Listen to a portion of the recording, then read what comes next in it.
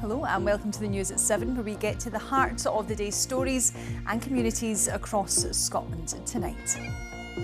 As Scotland marks 80 years since the end of the Second World War, we'll tell some of your stories. Also tonight, water scarcity in our rivers. SEFA says some waterways are approaching significantly low levels for the third time this year. We will, of course, have all of the sport for you with Lewis. Well, Sarah, it's a big weekend at Knockhill as the Fife Motor Racing Circuit prepares for the latest round of the British Touring Car Championship. We've been chatting to one of the Scottish drivers involved. Thank you very much. And later, the Scottish jazz musician who's just scored a movie by Hollywood legend Spike Lee. Hello, I'm Sarah McMullen. Welcome to the news at 7.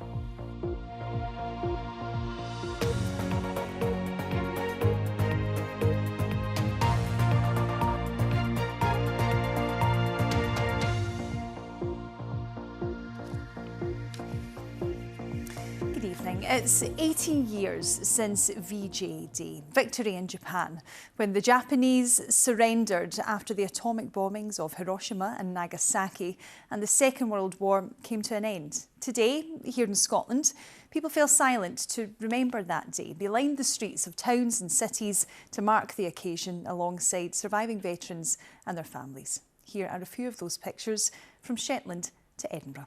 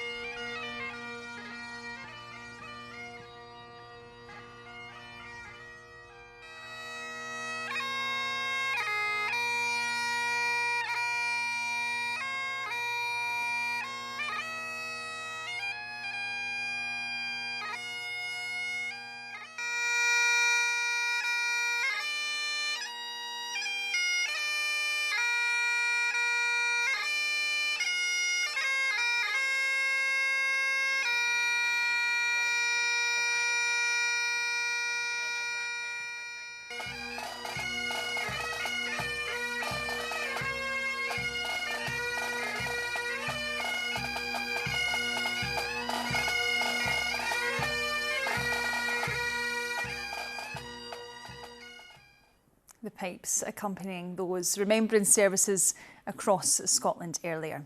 Well, our reporter Ben Phillip was at Aberdeen's Castlegate and spoke to the families of those who served in the war. They told him it's more important now than ever to remember. My father was in the Gordon Highlanders when he was younger, and he joined for 23 years, so he was a campaigner. And it was just to remember my father and his colleagues who suffered during and he was interned by the Japanese for 3.5 years. He made it home. Did he ever speak about what happened over there? He was very quiet. He didn't reflect. The only thing that I ever heard from him was, I was one of the lucky ones. He says the poor devils that didn't come home, they're the ones that everybody should think about.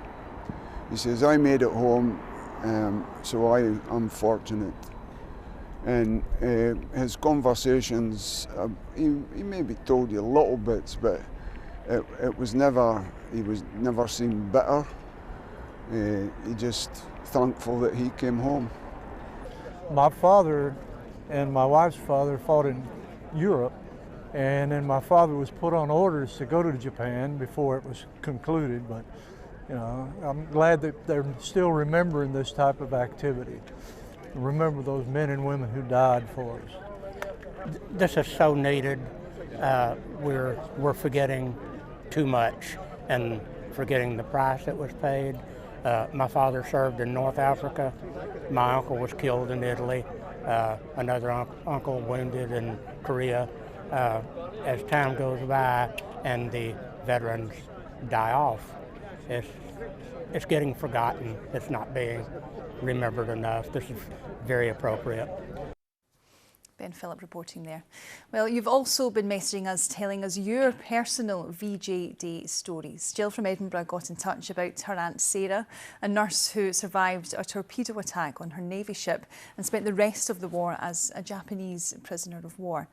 Robert and Karen from Inverness said their father, RAF veteran John McKendrick, talked with pride about VJ Day. John was wearing his father's Burma sun hat during commemorations today in Inverness. And John from Fife told us about how his father, James, was injured fighting and brought home to Glasgow to recover, where one of the nurses was his future wife, Elizabeth. Some remarkable stories there of your experiences. Thank you very much for sharing them with us. Now, elsewhere tonight, a £150 million incinerator in Aberdeen could return to operation soon after being shut for nearly 2 months. The BBC understands it closed in June after its operator said it was reviewing its future involvement in the project. Rebecca Curran now reports.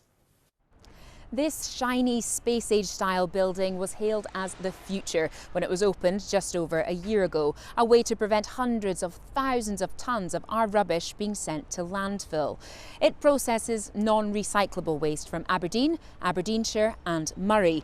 The burning produces electricity, which can be sold to the national grid, earning some cash for the councils involved. It was also meant to feed into the local district heating system, with residents told their energy bills could be cut by up to 50%.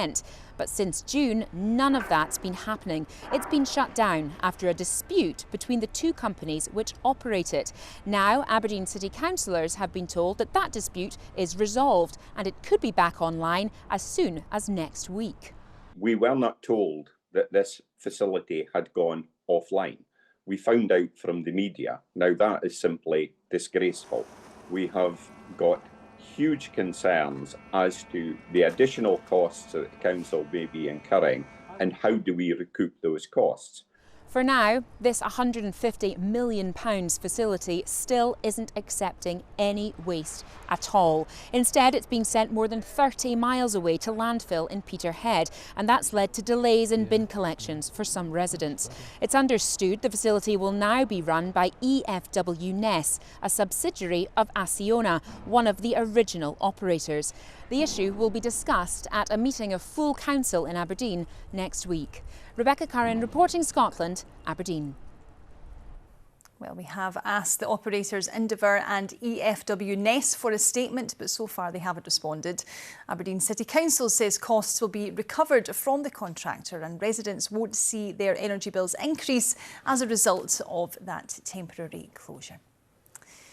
6 men who carried out a series of violent attacks, including attempted murder and setting fire to the cars of prison officers, have been jailed for a total of more than 100 years. The group targeted a number of victims in and around Edinburgh between late 2022 and early 2023. Katie Hunter has the story. The crimes these men committed were described as out-of-control gangsterism in court. Ryan McGovern, John Murray and Dale Bald, along with Michael Heaps, Lee Ridgway and Damien Mullen, who can't be shown for legal reasons, were sentenced to a combined total of 101 years in prison. It followed a trial at the High Court in Glasgow, which finished last month. The convictions included attempted murders, willful fire-raising and attempting to pervert the course of justice. One of the gang's victims previously described how his hand was left hanging off following an attack. He was taken to hospital and operated on for 12 hours. Some of the men were convicted of setting fire to prison officers' cars at Addywell Prison in 2023. Speaking after the convictions last month, police described their actions as completely unacceptable. These have been a whole series of really serious crimes of violence, attempted murder, where people have had cars driven at them, cars have been forced off the road, people have been assaulted with machetes, we've had fire raisings, and we've had attempts to cover their tracks, I suppose. So I'm really pleased that significant resource was put into the inquiry, and I'm really pleased to see that that's paid off.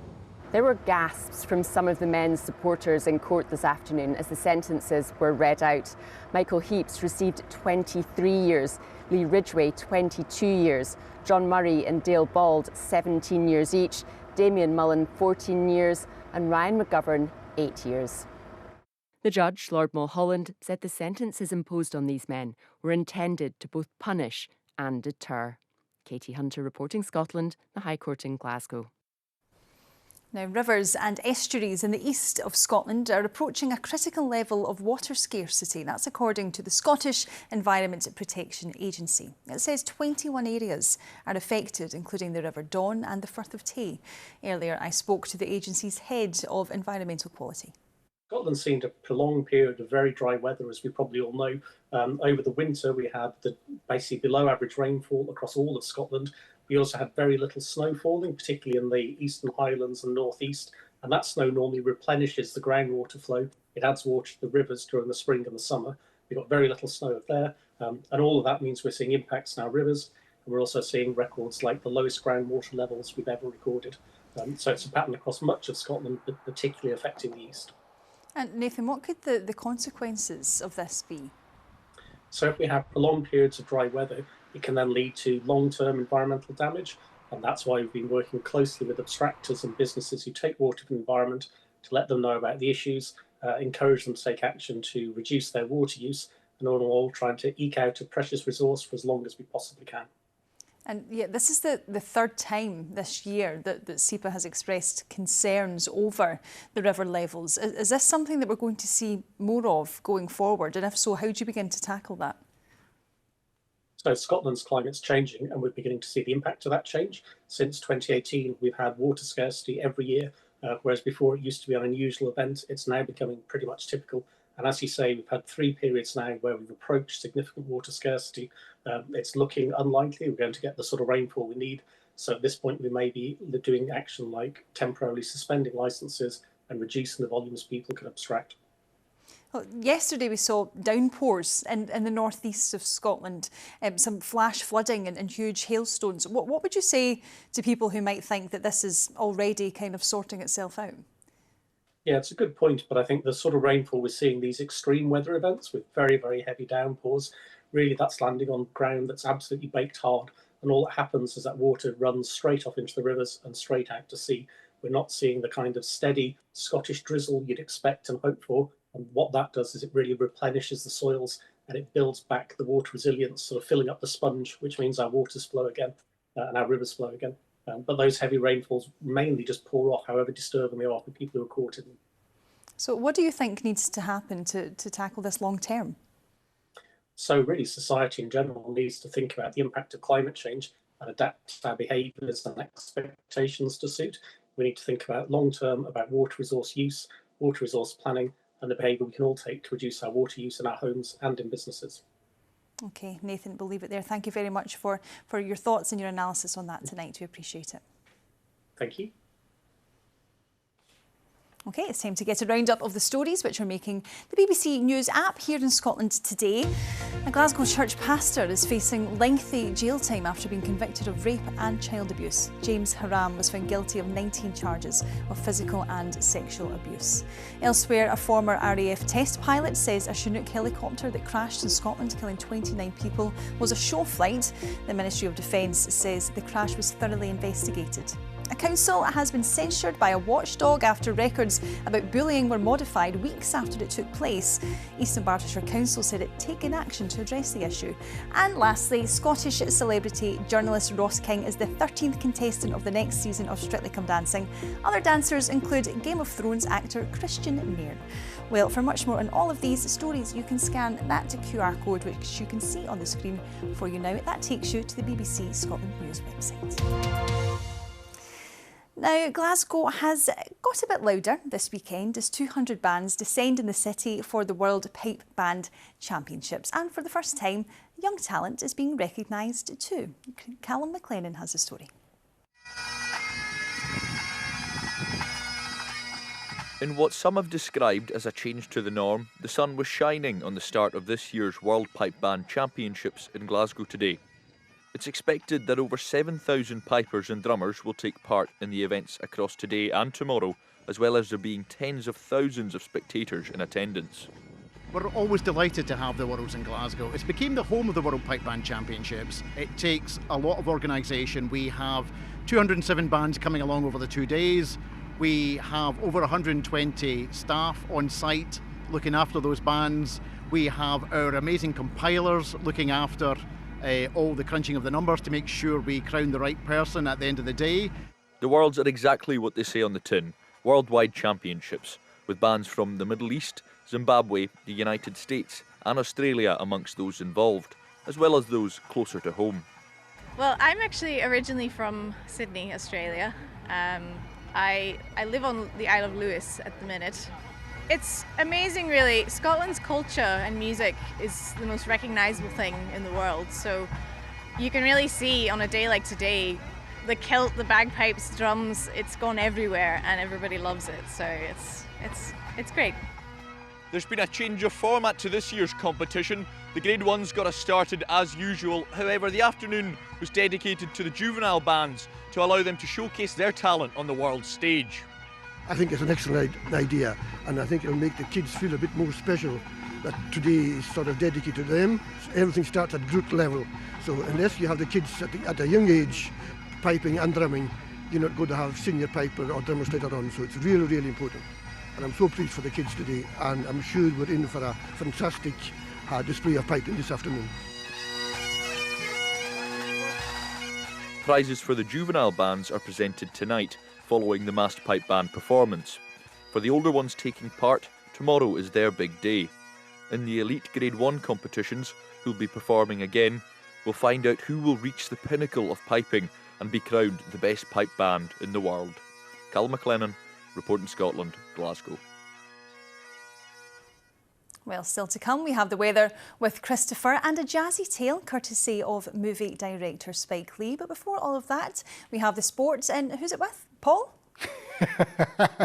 It's me, Laura. Thanks, Sarah. Good evening. Let's begin by looking ahead to what will be a busy weekend indeed in the last 16 of the Premier Sports Cup, with Celtic and Falkirk kicking things off in the East End of Glasgow tonight. Then tomorrow, 5 more matches, and the likes of Morton and Alloa eyeing significant upsets in there before the action rounds off on Sunday with a couple of all Premiership ties. Here's how some of the managers involved are feeling.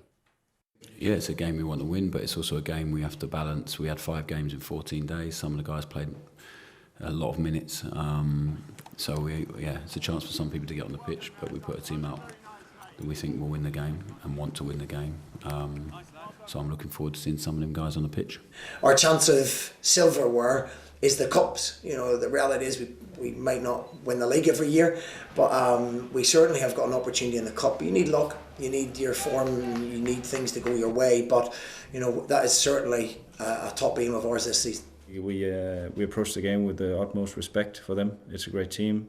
They're at home, and we know we have to produce our very best quality to be able to progress and win the game. There's a real inner belief that we can go and get a result on Sunday, but we're not under any illusions how difficult that's going to be.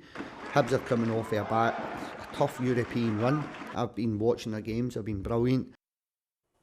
Now, there's also a massive few days coming up at Knockhill Racing Circuit, where the British Touring Car Championship has rolled into town. Our reporter Kenny Crawford's been along to see how it's all shaping up. Yeah, Lewis, it's a brilliant weekend of weather here. It's looking like it's going to be a fantastic, action-packed couple of days. We're standing in the paddock. We're in front of the car of Gordon Shedden, 3-time champion, and he's looking for more success this weekend. Gordon, how are you? I'm really good, and I work here at Knockhill day in, day out. I've done millions of laps around here, but the atmosphere is so special when the touring car circus comes to town. Yeah, it's Friday today. We can hear all sorts of noises in the background. What's happening to your car at the moment? So it's final preparation. Really trying to leave no stone unturned. Obviously, the home expectation is high. I want to be running right at the front, trying to get on that podium and win more races. So the crew here at Toyota are just making sure they can give me every last little bit of detail in the race car for this weekend. So much experience from the past for you, 3-time British Touring Car Championship winner. Took a little bit of break the last few years, but you've come back in and you recently got win number 53 in terms of races. So how are you feeling about making that 54 this weekend? Absolutely, car number 52 and previously 52 wins, but it's something I'm quite happy with to have kind of made that leap to 53. Obviously, no plans to change the number, but if we can get win 54 and 55 as the season goes on, it would be incredible. Yeah, we know that there's about 15,000 people expected here, and I'm told about 80% of them will be Scots, so it's amazing that the Scots take their touring cars so seriously and get so excited about it. You know, motorsport's got such a place in Scotland's heart, you know, and whether that, when you look at for such a small country, the amount of motorsport talent across the board that we've produced is incredible. You know, whether that's Jackie Stewart, Jim Clark, David Coulthard, Colin McRae, John Cleland previously in touring cars. You know, Scotland, produces a huge amount of driving talent, and there'll be lots of that on show this weekend, both in touring cars and in the support classes as well. Yeah, qualifying tomorrow, 3 races on Sunday. How is your sleep over the weekend? Do you sleep much? Are you nervous? Well, normally when I'm away at events, I stay in the motorhome, but this is is a great revelation to be able to sleep at home, sleep in my own bed, and obviously arrive fresh on the morning. So 3 races, as huge as the day goes on. It's going to be very, very warm this weekend. I think we're looking at 24, 25 degrees and sunshine, and that means inside the car we'll see temperatures upwards of 60 degrees Celsius. It is an absolute kind of pressure cooker, literally, and all that while trying to go as fast as possible around Knockhill Circuit. And finally, when the lights are counting down to green and you're revving the engine, what's going through your head in those few seconds before you go? Huge amount of adrenaline. I think you get that in the stomach, that real knotted feeling in the stomach. But as soon as those lights go out and the race starts, there's almost this inner peace, because you're there to do the job. All the paraphernalia around the outside pales into insignificance, and it's the driving which becomes second nature as we try and get to that finish line first. Well, Gordon Shedden, thanks very much for joining us on Reporting Scotland. We wish you all the best, and we hope that somehow you can experience that inner peace this weekend and get some success. Gordon Shedden. Great stuff. And that was our reporter, Kenny Crawford there. And Sarah, before I go, I need to mention the golf because I'm getting quite excited about it. Bob McIntyre, he's got a 5-shot lead, Bob McIntyre, at the BMW Championship just now ahead of Tommy Fleetwood. So quite the lead. Here's hoping he has a good weekend. Okay, brilliant, Lewis. Thank you very much. Cheers. Now, sticking with tonight's musical theme, a young jazz musician from Scotland has just made his Hollywood debut, scoring a new movie by Spike Lee. The legendary director asked Glasgow-based Fergus McCready to contribute to the film Highest to Lowest after discovering his music on Instagram. I spoke to Fergus earlier and asked him how all of this came about. It first came about when I got a call from a New York number in July, and I just assumed it was spam. And then I got an email from someone claiming to be Spike Lee. I was like, oh, this also must be just part of the scam, so I just ignored it. Until eventually my manager was like, maybe we should just check, just in case it is real. And then that turned out it was real. And then after that, he flew to Edinburgh that week to come and see a gig that I was doing. And then the rest is history, I suppose. So how did that feel then, knowing that this was a genuine effort to try and track you down? Very, very strange, because it's never really happened to me before. A bit of a blur in a way. It's like hard to remember. But I remember him being at the gig, and sort of like I was just looking out into the audience while I was playing, and it's like, oh my god, that is actually him there watching. It's crazy. What is he like? He's a very generous man. Actually, he's very kind. And when we were with him in New York, he got us tickets to go and see the Knicks, which was amazing. He bought us tickets to go see some gigs as well. Very generous and cares a lot about sort of the people he's around and his family, and eccentric as well, I would say. He's an eccentric man. And how did you get into jazz? Do you think Scotland and jazz music are two things that people would associate with one another? Not necessarily, but I think more and more maybe that's going to become the case, because it feels like at the moment jazz is sort of exploding in the country in a really good way. So many great artists like going abroad and touring and sort of making a name for Scottish jazz. And I think that's really exciting. So I got into it initially just like listening to lots of really great American people, but nowadays I think you can sort of get into it by listening to Scottish people. I think that's hopefully inspiring for the sort of younger generation. Yeah, you might be one of them.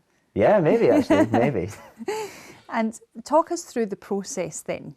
You've been approached to compose for this movie. How does that work? There was already a film composer on board, a man called Howard Drossin, an incredible writer, and he was writing kind of the whole score, and then Spike really wanted to incorporate this tune, Stony Gate, from my last album into the score, so Howard just kind of orchestrated that. And then we just came and kind of played the music actually. So it was more of like it kind of felt more like a playing gig rather than a composing gig in a way actually. And is this anything you ever imagined that you would be doing? Not in any capacity, no. I've always loved film music and obviously it would be cool to be involved in some way. But that was like felt like a pipe dream. But so yeah, it's mad that it's actually happened. So do you think this has piqued your interest then? Is that you've, got a taste for it now? I think so, yeah. I guess it would depend if other offers, like crazy offers, came in. But like it was such an amazing opportunity to play with the orchestra and to like hear something I'd written for the screen. So another opportunity to do that, I would love that. Yeah. How does it feel knowing that your name is going to appear on a list of credits with people like Denzel Washington? I mean, it's so surreal. Honestly, it still feels like a weird sort of fever dream. It doesn't really feel like it happened. So yeah, honestly crazy. But it's also, I mean, it's a real honor to be, even amongst like all the musicians that made this soundtrack happen, Howard and all the orchestra players and all the singers that have contributed to it as well. To be amongst that is a real honor actually. It's incredible art. Lovely to chat to Fergus McCready earlier, and lovely to hear him play a little bit too, and we're very much looking forward to watching the film. Okay, time to take a look at the weather forecast. Christopher, how much longer is summer going to be with us? Well, we've got 2 weeks of meteorological summer still to go. Those are the facts, but yes. It has felt like summer this week, hasn't it? With temperatures up to 31 degrees on Wednesday.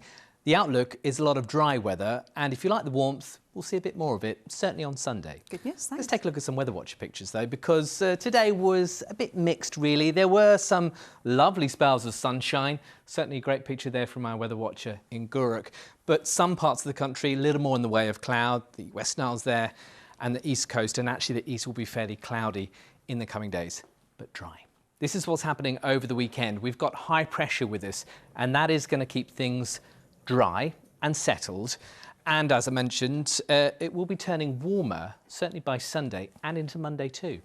So first thing tomorrow, it's going to be fairly dry but cloudy through central and southern Scotland, perhaps even the odd spot of drizzle from the thickest cloud, but generally dry. And then sunshine developing more widely as we head through towards the afternoon. You'll notice across the Northern Isles, though, a lot more in the way of cloud. But elsewhere, you can see it's a pretty fine afternoon. Temperatures 20 to 23 Celsius. Not bad at all. Light winds too. Fairly sunny across the Northwest Highlands and through the Hebrides. The East Coast a little bit cooler, a slight breeze off the sea, and you can see those cloudy conditions there across Orkney and Shetland. A bit more breeze as well, so cooler. Now, we've already been hearing about the World Pipe Band Championships. Tomorrow, the last day, but the weather is set fair. After a cloudy start, the sunshine should break through and temperatures 22 or 23 degrees. Tomorrow evening, some evening sunshine. We still have that cloud, though, and that will just drift in towards the far north. Caithness, perhaps the Banff and Buchan coast, a little bit of low cloud at times. Elsewhere, though, dry and under clear skies, a little bit cooler than tonight, 9 to 11 Celsius. That takes us to Sunday, the second half of the weekend, and once again, for most, it's largely dry, a bit of fair weather cloud bubbling up at times. The temperatures, though, climbing in the west, 25 or 26 degrees. In the east, it will be cooler. Once again, a bit of a breeze off the sea, and certainly where we have that cloud lingering, a few patches of low cloud with it at times too. Next week, the high pressure is sticking with us, but its orientation has changed, so it's sat across Iceland, and we have a wind coming in from the north, and that will bring a little more cloud to northern and eastern parts, but in the west still dry and sunny, still mid-20s. Under the cloud it will be cooler, and then come Tuesday, that cloud really extending across all parts, and it will give a cooler feel with those north winds, but once again dry, just the odd spot of drizzle from the thickest cloud. You can see on the outlook, dry, and temperatures this weekend not bad at all. That's it. Lovely stuff, Christopher. We're hanging on to summer for as long as possible. Finger down. Yes. We won't let go. Thank you very much. And that is all from us here tonight. Graham Stewart will have your programme at the same time, 7 o'clock tomorrow on the BBC Scotland channel. From myself and all of the team, thank you very much for joining us, and enjoy the rest of your Friday. Bye-bye.